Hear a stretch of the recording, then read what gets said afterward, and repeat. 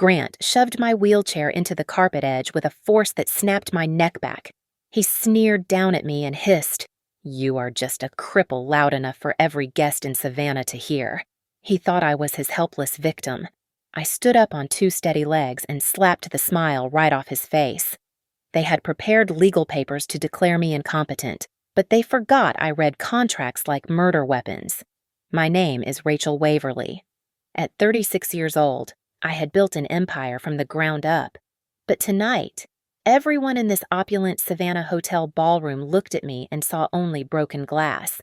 I sat in my custom titanium wheelchair not because my legs were useless, but because silence was the only shield I had left after the car accident that nearly killed me 3 months ago.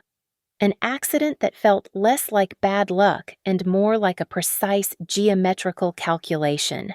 My husband, Grant Maddox, gripped the handles behind me.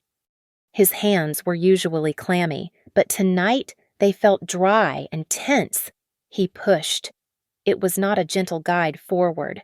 He shoved the chair with a sudden, violent force, driving the front casters hard into the raised brass edge of the carpet. The jolt snapped my head back against the headrest. A sharp pain shot down my spine. "Oops," Grant said, though his voice lacked any apology. He leaned down, his breath smelling of expensive scotch and contempt, and whispered loudly enough for the investors at the nearby table to hear. "You are just a cripple. Stop trying to. Act like you belong at the head of the table." The room went silent. The clinking of crystal glasses stopped. I could feel the pity radiating from them, thick and suffocating. Grant smirked, waiting for me to cry, waiting for the broken woman to shrink. I gripped the armrests. I did not shrink. I planted my heels on the marble floor and pushed. The muscles in my legs, hidden beneath the silk of my evening gown, fired with the strength I had spent weeks secretly rebuilding in a private rehab facility 2 towns over. I stood up. I rose to my full height, towering over the seated guests, and turned to face him. Grant's eyes went wide. Before he could stutter a lie, I swung. My palm connected with his cheek with a crack that sounded like a gunshot echoing off the vaulted ceiling. "I am not your property," I said, my voice steady, though my heart hammered against my ribs like a trapped bird. Grant stumbled back, clutching his face. The shock on his face morphed instantly into something uglier. He turned to the crowd, spreading his hands in a performance worthy of a daytime soap opera. "You see," Grant shouted, pointing a trembling finger at me. She is completely unstable. The trauma has destroyed her mind. She is violent. She clearly cannot run a company in this state." I stood there, panting slightly, and looked around. That was when the adrenaline cleared, and I saw the scene for what it truly was. It was not a dinner party. It was an execution. To my left, a cameraman who had been hiding behind a floral arrangement zoomed in on my face. To my right, my mother-in-law, Lucinda, stood next to a man I recognized. He was not a guest. He was a lawyer specializing in competency hearings. He held a thick leather folder against his chest like a shield. They were not here to celebrate my recovery. They were here to document my breakdown. A vibration buzzed against my hip. I slid my hand into the pocket of my dress and glanced down. It was a text message from an unknown number. "Don't sign anything. They are pulling a heist." The message vanished as quickly as it appeared, but the cold reality settled in my gut. They wanted a show.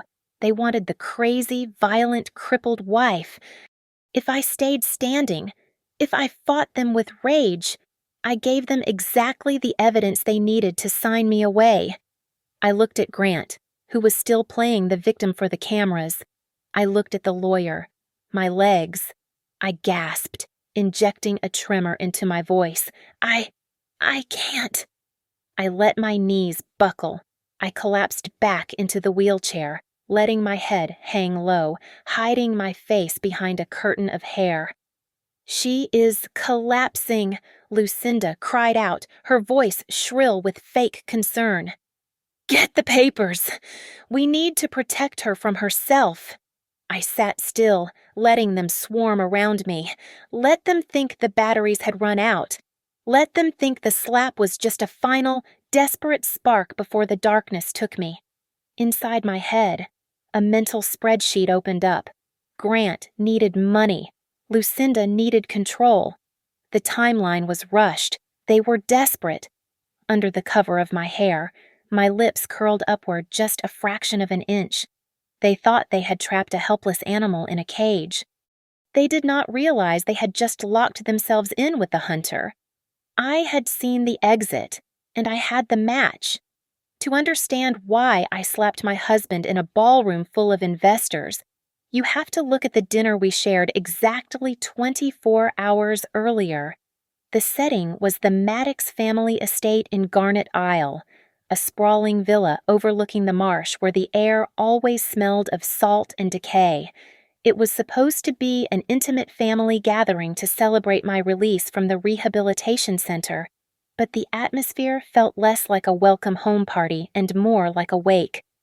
Lucinda, my mother-in-law, hovered over my shoulder, filling my water glass with a suffocating amount of care. She touched my shoulder, her fingers digging in just a little too hard. You look so tired, Rachel, Lucinda cooed, her voice dripping with a poisonous sweetness. Are you sure you are taking your medication? We just want to make sure your mind is recovering as well as your body. She was laying the groundwork. I could hear the legal arguments forming in her sentences. Fragile, unstable, over-medicated. I did not answer. My gaze was fixed across the table. Grant was not sitting at the head.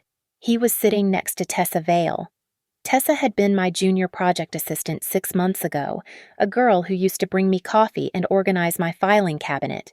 Now, she was sitting at my dinner table, resting her hand on a very visible baby bump, and on her wrist, glinting in the candlelight, was a diamond tennis bracelet.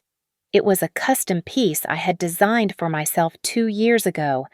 I had never even received it from the jeweler. Grant placed a protective hand over Tessa's hand. He looked at me, his eyes devoid of shame. We didn't want to hide this anymore. Rachel, Grant said. Tessa is pregnant. It's a boy.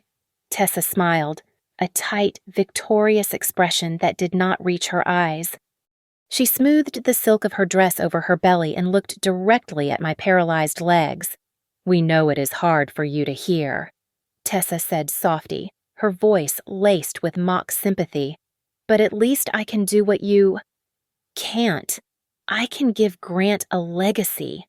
The insult hung in the air, heavy and gross. I expected someone to gasp. I expected Lucinda to scold her. Instead, the room went quiet, and they moved in unison. It was a choreographed ambush. Grant reached under the table and pulled out a thick stack of documents. He slid them across the mahogany surface until they rested next to my plate. The title page was bold and centered, Temporary Power of Attorney and Asset Management Transfer. It is just for a little while. Rachel, Grant said, his voice dropping to a reasonable, business-like tone. Just until you are well. We need to keep the company stable while you treat your condition. On cue, the double doors of the dining room opened. Miles Rook walked in. He was the family lawyer, a man who smelled of old leather and expensive cologne.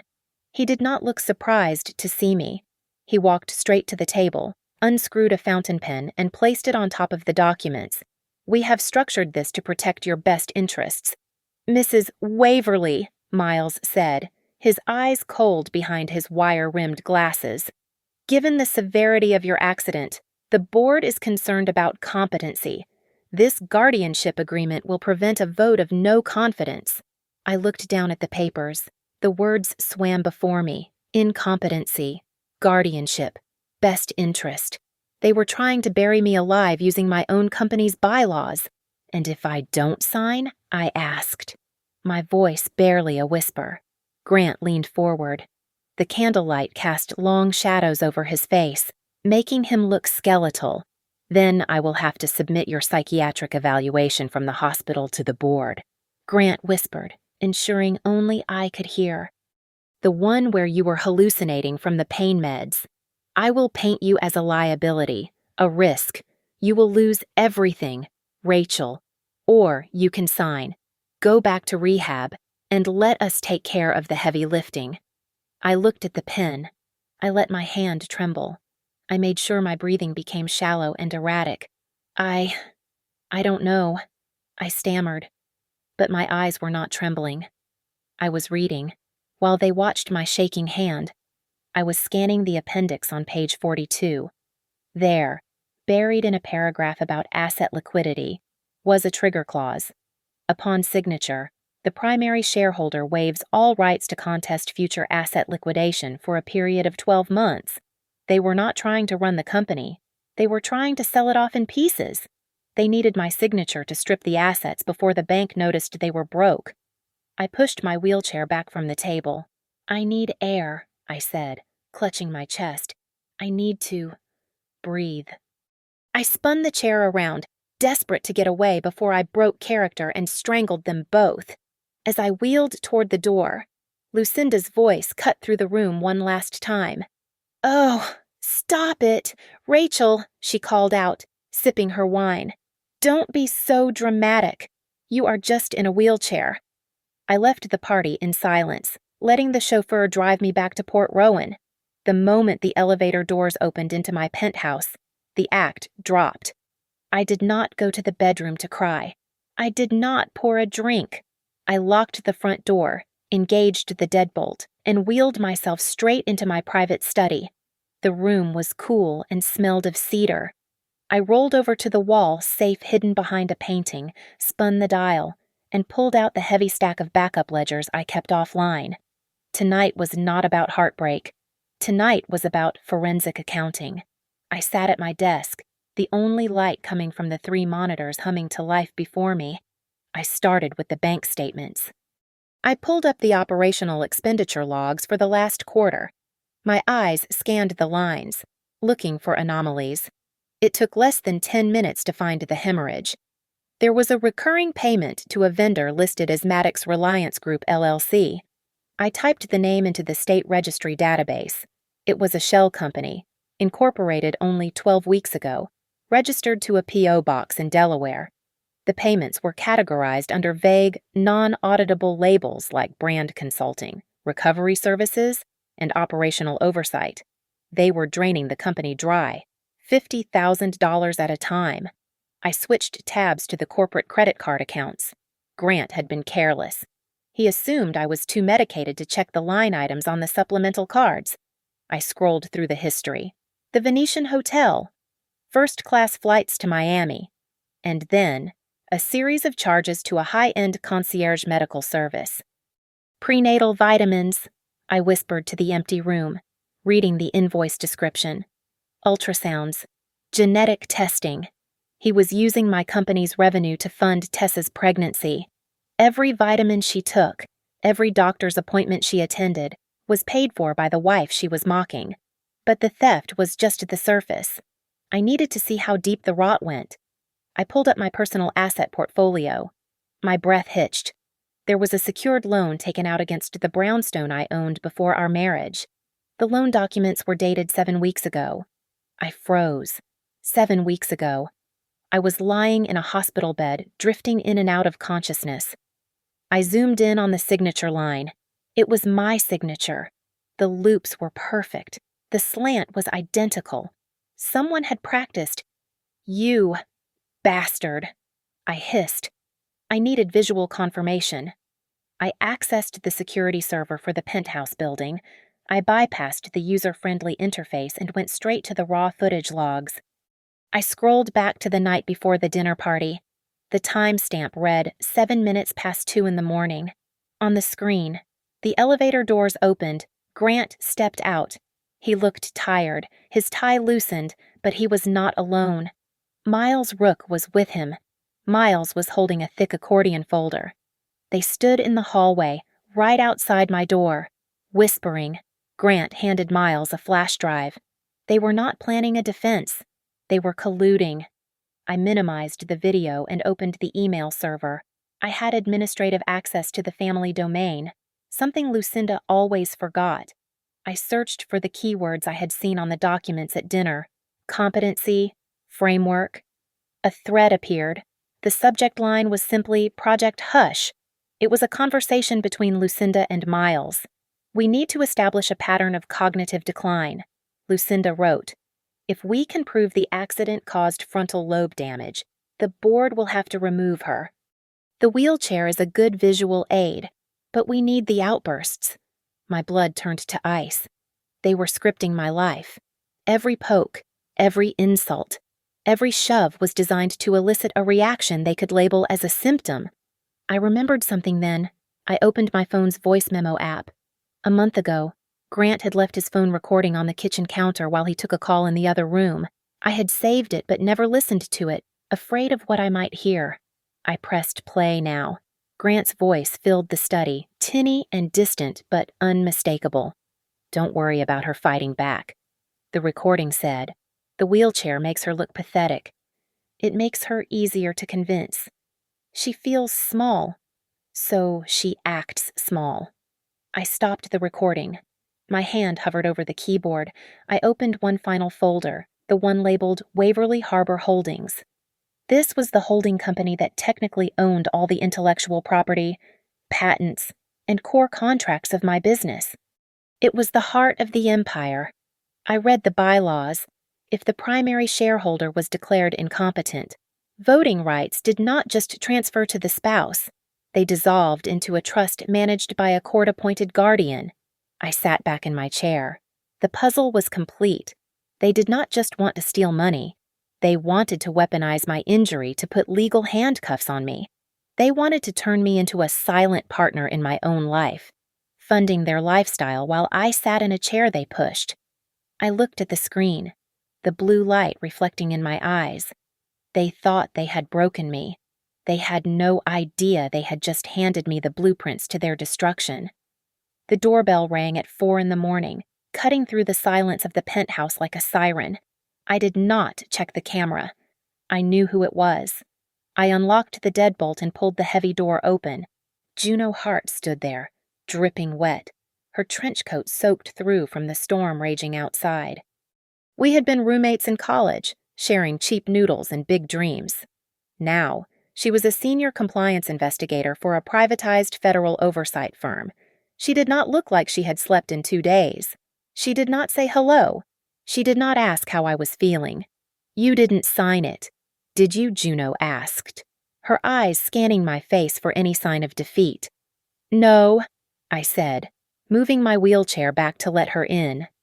"Good," Juno said, stepping inside and kicking off her wet boots without looking down. "Now, I need the data."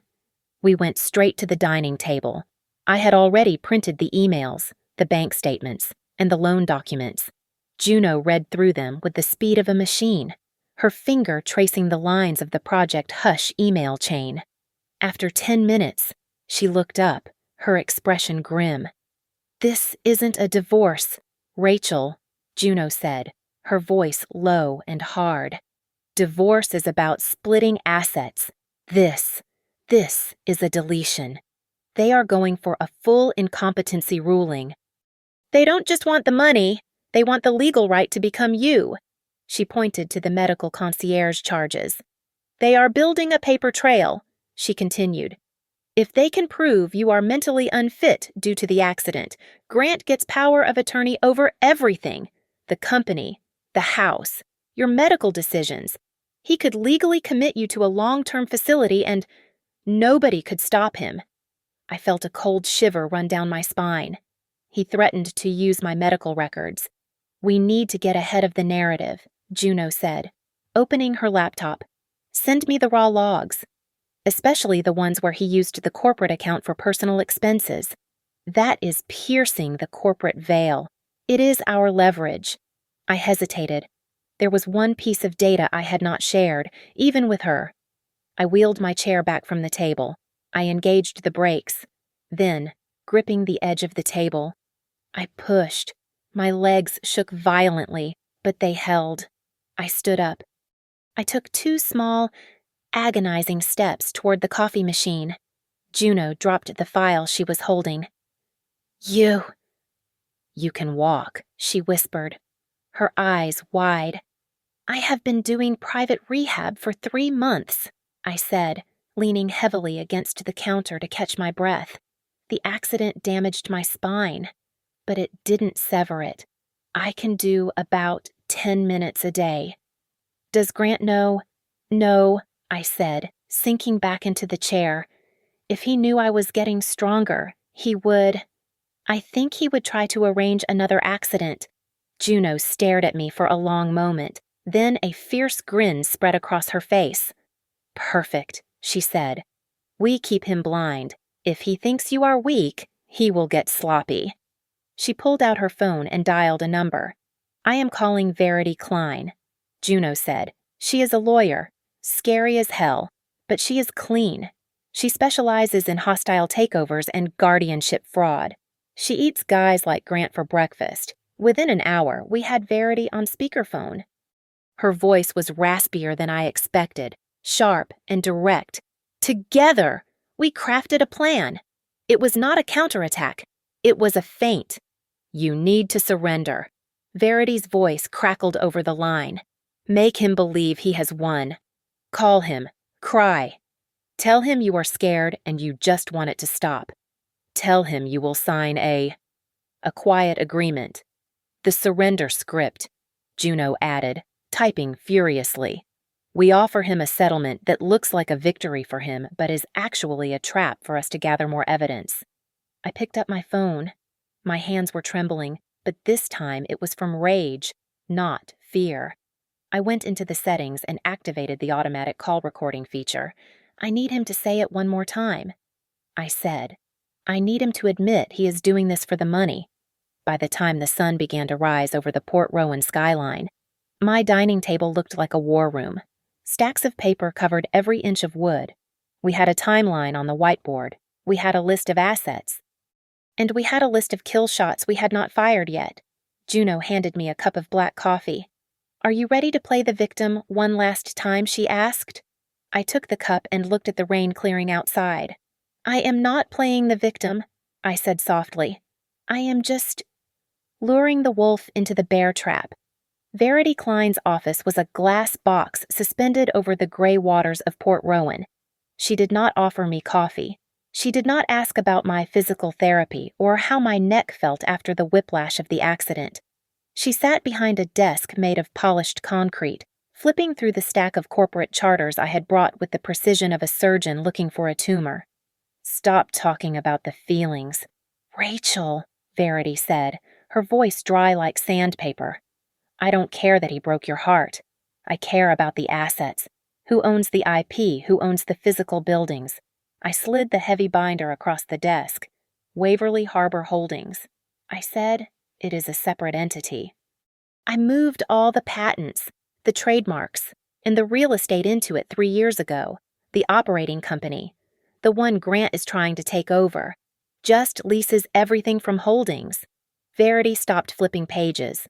Her finger paused on a paragraph in the bylaws of the Holdings company. A slow, terrifying smile spread across her face. You have a poison clause? She said. I don't remember putting that in, I stammered. Standard boilerplate for asset protection. But in this context, it is a guillotine. Verity explained. Look here. Any transfer of operating shares to an external party without the unanimous consent of the Holdings Board results in an automatic suspension of voting rights. Furthermore, it triggers a mandatory buyback option at book value. I looked at the clause. It was simple but devastating.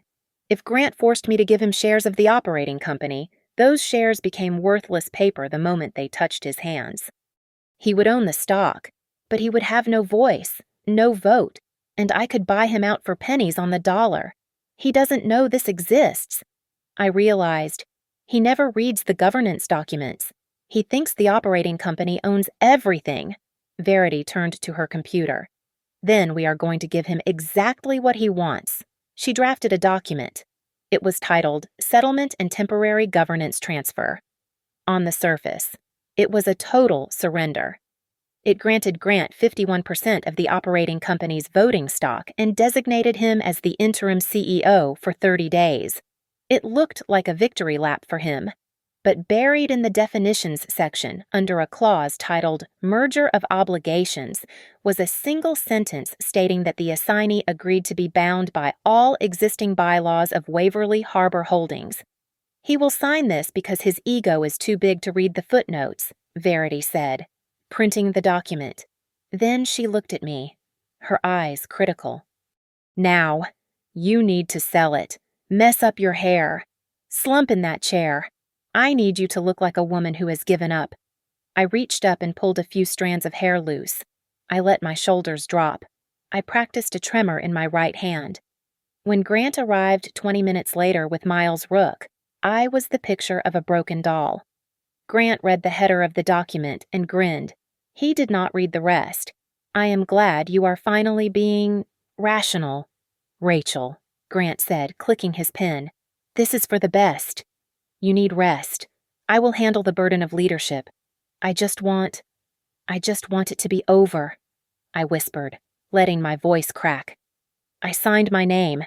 My hand shook for their benefit, but the signature was legally binding. Grant signed next to me, slashing his name across the page with arrogant force. He thought he was signing a coronation decree. He was signing his own financial death warrant. Verity took the papers immediately. She stamped them with a heavy thud and handed a copy to her paralegal to file electronically with the court. Grant stood up, smoothing his suit jacket. He leaned down to me one last time, patting my head as if I were a child. Rest up, honey, he said. I will order some takeout for you. He left the office with Miles, laughing about champagne. A minute later, my phone buzzed. It was a text from him. Don't make a scene. You sit in a wheelchair now, so act like it. Be good. I stared at the screen. I did not reply. I took a screenshot and forwarded it to Verity. Verity looked at the message and closed her laptop. He thinks he won the war because he captured a hill, Verity said, looking out at the skyline. We don't win by screaming, Rachel. We win by timing, and his clock just started ticking.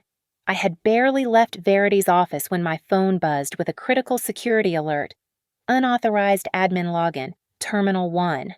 That was my desk. The system flagged the intrusion at Harborline Sentinel Solutions. I did not call the police immediately. I called my driver.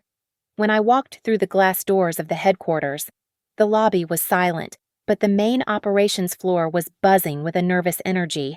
Grant stood in the center of the room, leaning against my executive desk as if he had built it himself.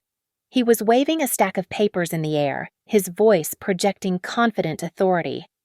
Rachel is struggling, Grant told my staff, his face a mask of solemn concern. The trauma from the accident has been severe. She is currently in a specialized treatment facility. In her absence, she has authorized me to stabilize operations. Sitting in my ergonomic chair, spinning idly, was Tessa. She held color swatches up to the light, completely ignoring the terrified analysts around her. I think this gray is too depressing, Tessa said loudly to no one in particular. We need something warmer. Maybe a soft yellow for the corner office. It needs to be good feng shui for the baby when I bring him in. I stepped onto the operations floor. I did not use the wheelchair. I wore my heels. Click, click, click. The sound was rhythmic and heavy, like a judge's gavel striking the bench. The room fell silent. One by one, heads turned. Tessa dropped a fabric swatch.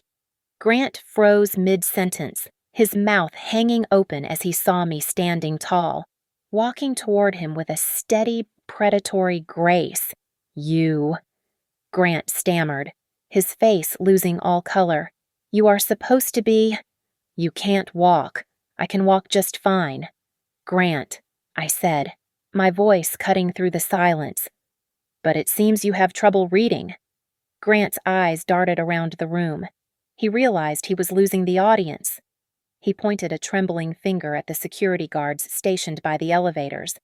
"Security," Grant shouted, his voice cracking. "Remove her! She is having a psychotic break. I have power of attorney." She is dangerous." 2 uniformed guards stepped forward. Grant smirked, straightening his tie, but the guards did not walk toward me. They walked past me and formed a wall between Grant and my desk. The head of security, a man named Miller who had worked for me for 10 years, crossed his arms. "Mr. Maddox," Miller said calmly. "Mrs. Waverly updated the access protocols at 3 in the morning. Your credentials have been revoked." What Grant hissed, "That is impossible. I am the acting CEO. I picked up the remote for the main presentation screen." The giant monitor on the wall flickered to life. It did not show sales figures. It showed a server log. Less than 30 minutes ago, an internal account belonging to the regional sales manager granted administrative rights to an external user. I explained to the room, pointing to the highlighted text. "That is a Tier 1 compliance violation." I clicked the remote again. The screen changed to a bank transfer log. And just moments later, I continued, 3 urgent wire transfers were initiated from our operating account to Maddox Reliance Group LLC, totaling $150,000. The staff gasped. I looked at Grant. He was sweating now, wiping his forehead with the back of his hand. That is a consulting fee," Grant yelled, though he sounded like a cornered rat. For restructuring. It is embezzlement," I corrected him coldly. "And since you used a fraudulently obtained login to execute it, it is also wire fraud." I turned to Miller. "Escort Mr. Maddox off the premises," I ordered, "and hold him in the lobby. The forensic auditors are already here, and the economic police are 5 minutes away. We need to file a formal report." Grant lunged toward me, but Miller caught him by the arm, spinning him around. Grant was dragged toward the elevators, shouting obscenities that echoed off the glass walls. Tessa sat frozen in my chair, clutching her stomach. She looked at the employees staring at her with disgust. She burst into tears, loud, wailing sobs. "My baby." Tessa cried out. "You are stressin' my baby," Grant told me. He said it was his company. Nobody moved to comfort her. I walked up to my desk and looked down at her. "Get out of my chair," I said softly. Tessa scrambled up, knocking over the color swatches, and ran after Grant. The elevator doors closed on them, shutting out the noise. I stood alone in the center of the room, the silence absolute. I had taken back my floor. Now, I was going to take back the rest of my life. Social media does not sleep, and neither does narcissism. An hour after I reclaimed my office, a notification pinged on my phone. It was an Instagram post from Tessa. She was posing in the sunroom of my Garnet Isle estate, a house I had bought with my own bonuses 3 years ago.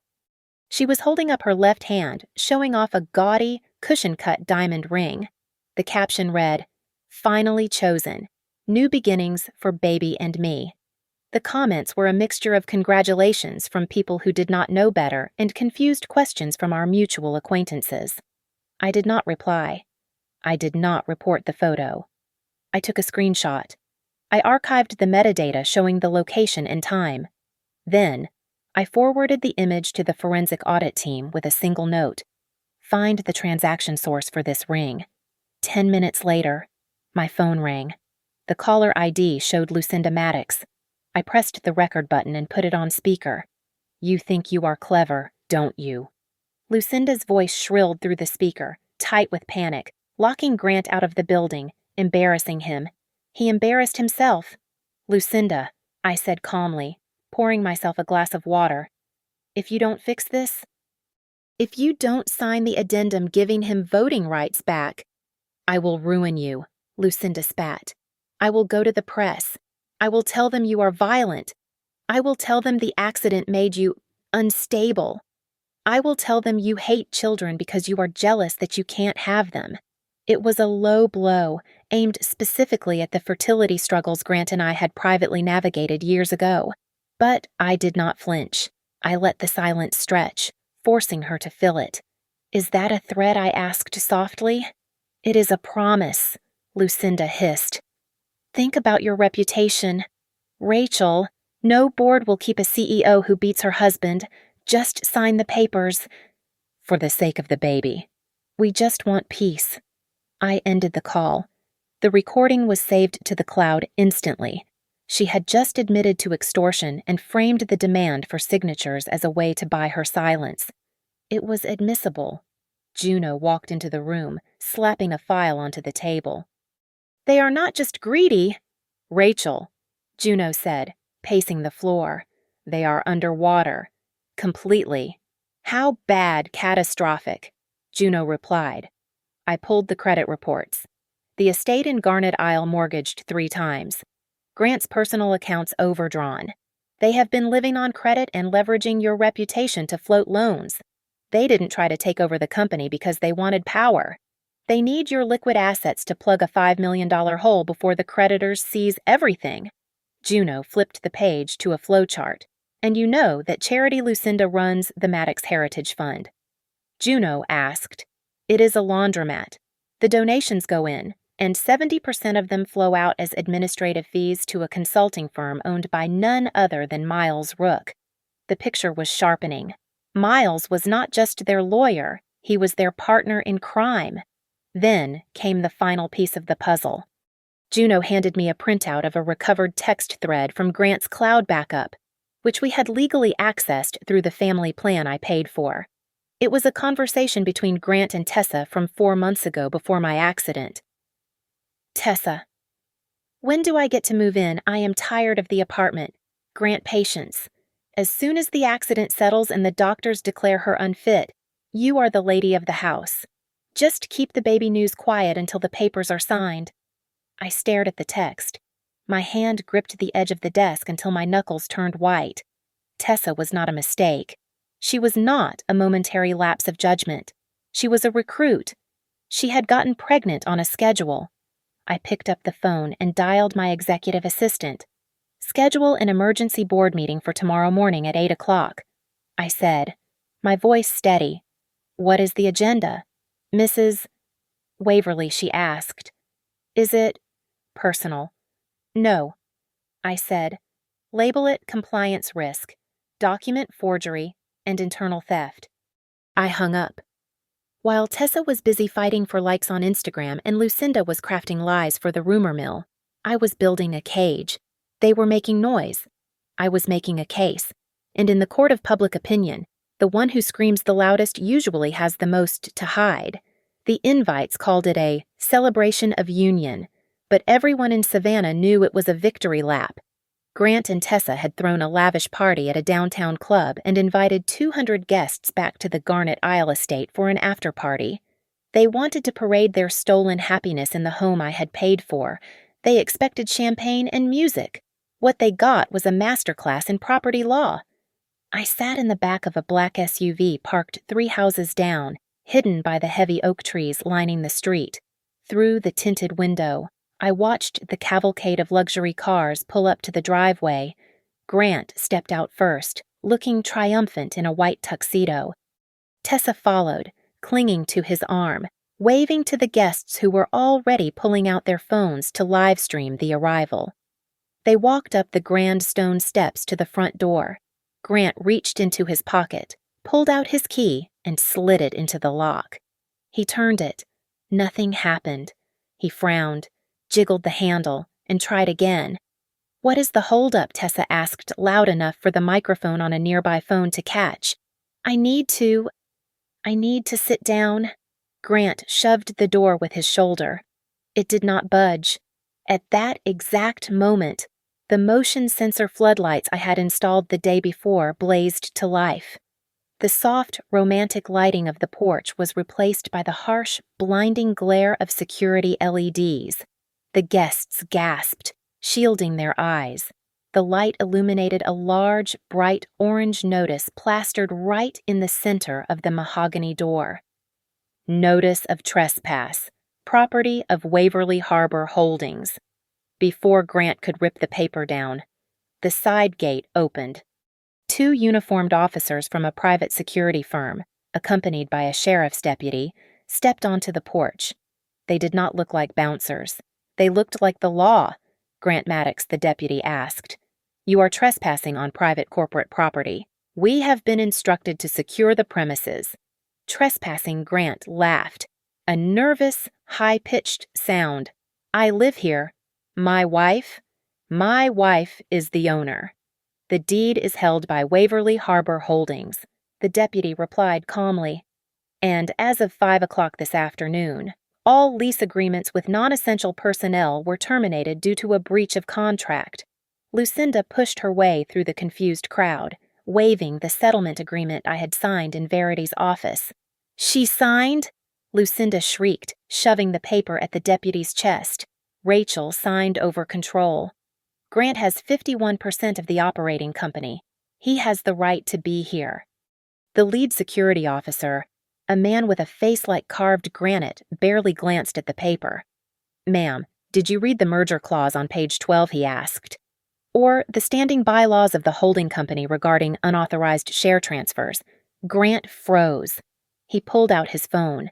He must have finally seen the notification from his lawyer, or perhaps the email Verity had auto-scheduled for this exact moment. His face went gray in the harsh light. Poison clause, Grant whispered, staring at his screen. Voting rights suspended. Mandatory buyback at book value. What does that mean? Tessa demanded, her voice rising to a panic. Grant, what does that mean? It means the shares I have are... They are worthless, Grant stammered, looking at his mother. She triggered the buyback. She is buying me out for pennies. We don't own the company. We don't own the house. We don't even own the cars in the driveway. The silence that followed was heavy and absolute. The livestream comments must have been exploding, but on that porch, the only sound was the wind in the trees. Tessa looked at the locked door, then at the eviction notice, and finally at Grant. The mask of the loving, supportive partner dissolved instantly.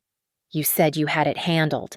Tessa screamed, shoving him hard in the chest. You told me you were the CEO. You told me this was our house I didn't sign up to be homeless with a loser Tessa. Please. The baby, Grant pleaded, reaching for her. Don't touch me, she yelled, backing away as the camera zoomed in. You lied to me. You are nothing. She turned and stormed down the stairs, pushing past the guests, leaving Grant standing alone under the merciless glare of the security lights. Lucinda was hyperventilating, clutching the worthless contract to her chest.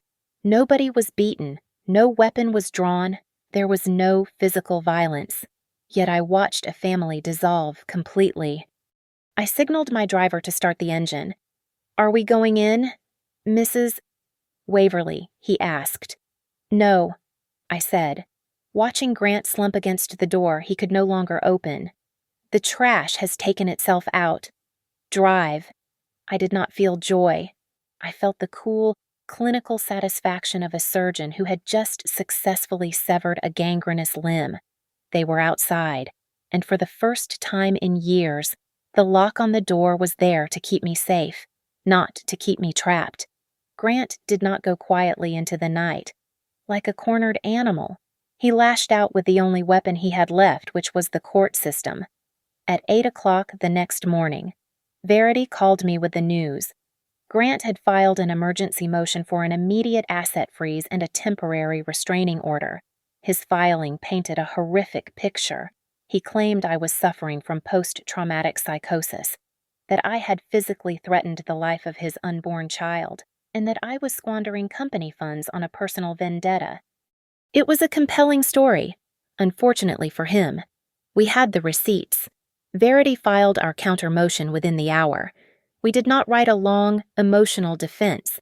We simply attached the evidence files. Exhibit A was the audio recording from the hotel ballroom, the clear, undeniable sound of Grant hissing, "You are just a cripple," followed by his threat to use my medical records as blackmail. Exhibit B was the transcript of Lucinda's phone call, where she explicitly offered to trade her silence for a signature. Then Juno walked in with the nail for the coffin. She threw a loan document onto my desk. "Look at the date," Juno said, tapping the paper. "October 15th. I read, frowning. I was still in the ICU on the 15th. I was on a morphine drip. "Exactly," Juno said. "But look at the signature. It is a perfect match. And look at the notary stamp. It belongs to a man named Davis Rook, Miles Rook's nephew." I felt a cold rage settle in my chest. They had forged my signature to leverage my premarital property while I was lying in a hospital bed fighting for my life.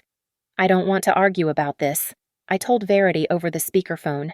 "I want a forensic handwriting analysis ordered by the court, and I want the security footage from the notary's office for that day.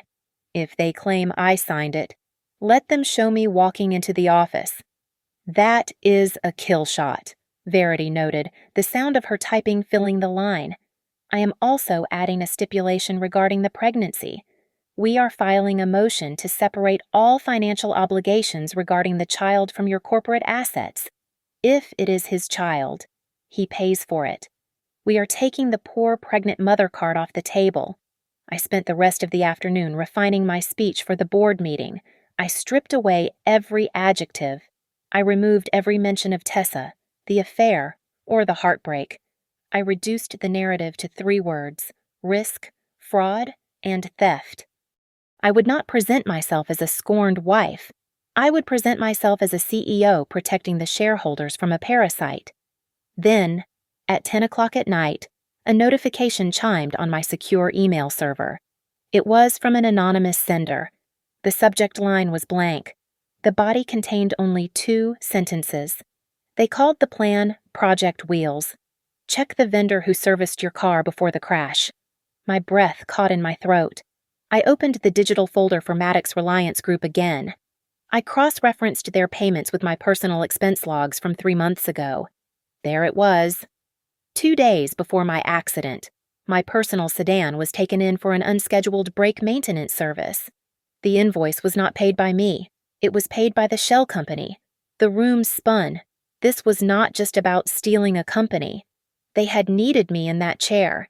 The accident might not have been an accident at all. It was a setup. I turned off the monitors. I needed to feel the floor beneath me. I pushed the wheelchair away. I stood up. My legs trembled, aching with the effort, but I forced one foot in front of the other. I walked across the room, past the window overlooking the city lights. "One step," I whispered to the empty room, gritting my teeth against the pain. 2 steps. I was done playing the invalid. Tomorrow, I would walk into that boardroom, and I would not just fire them. I would bury them under the weight of their own sins. The silence before the storm was over. The morning session at the courthouse was Grant's final performance. He arrived at 9 o'clock sharp, wearing a suit that was slightly too large, trying to look like a man diminished by grief. He actually brought my empty wheelchair into the courtroom as a prop, placing it next to the defense table as a visual reminder of my so-called frailty. He stood before the judge, tears glistening in his eyes. "Your Honor," Grant said, his voice trembling perfectly. "I am only trying to save the company my father-in-law built. Rachel she is not herself. She is paranoid. She threatened Tessa and the baby. I need this injunction to stop her from burning everything to the ground." The judge looked at me. I sat at the plaintiff's table, perfectly still. I nodded to Verity. Verity stood up and placed a small speaker on the bench. She did not make an opening statement. She simply pressed play. The silence of the courtroom was shattered by the high-fidelity recording of Grant's voice from the hotel ballroom.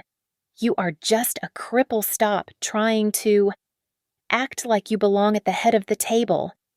Then came the second clip, the one from the kitchen recording. The wheelchair makes her look pathetic. It makes her easier to convince. The judge's expression turned to stone. Grant went pale, gripping the edge of the table. "This is out of context," Grant shouted, forgetting his sad husband act. She is manipulating the audio. Motion denied, the judge said, slamming the gavel. Furthermore, based on the financial evidence submitted regarding the unauthorized transfers, I am referring this matter to the district attorney's office for an immediate fraud investigation. Mr. Rook, your involvement is noted in the record. Grant slumped into his chair, but the day was only half over. At 2:00 in the afternoon, the emergency board meeting convened at the headquarters. The entire board was seated. Lucinda was there, looking pale. Grant and Tessa sat at the far end, looking like prisoners awaiting a sentence. The double doors opened. I did not roll in. I walked in. I used a sleek black cane for balance, but my back was straight and my head was high. The sound of my heels on the hardwood floor silenced the room. I walked to the head of the table, the spot Grant had tried to claim, and stood there. I heard there were concerns about my capacity. I said, my voice cool and clear. I never lost my competence. I only lost my trust. Verity distributed the files. As of this morning, Verity announced, Mrs. Waverly has exercised the buyback option under the holdings bylaws. Mr. Maddox, your 51% share of the operating company has been acquired at book value due to the breach of the non-transfer clause. Book value, Grant whispered. But, that is? It is nearly zero, considering the debt you loaded onto the books. Verity answered. You own nothing. You have no vote. Then Juno stepped forward. She projected the forensic accounting logs onto the screen. We have traced the payments, Juno said. Maddox Reliance Group is a fraudulent entity.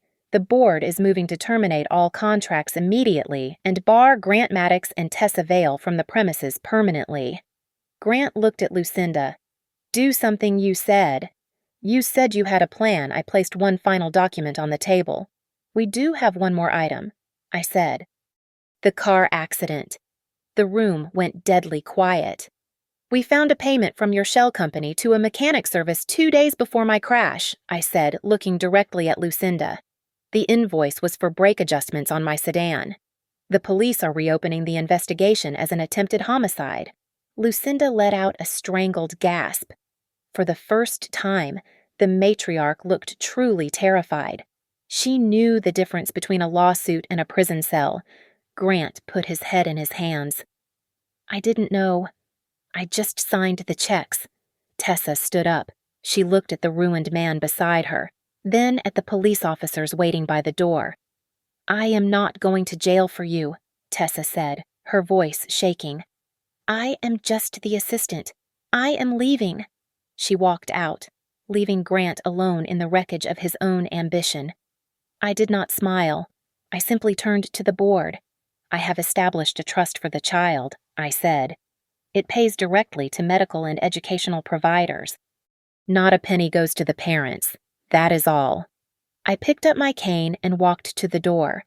I paused and looked back at Grant, who was now weeping softly. I didn't stand up to prove I wasn't weak. I told him. I stood up to prove they no longer had the right to push me anywhere. Thank you so much for listening to this story. Please let me know in the comments where you are tuning in from. I would love to hear your thoughts. Don't forget to subscribe to Lily Revenge Stories, like the video, and hit that hype button to help this story reach even more people.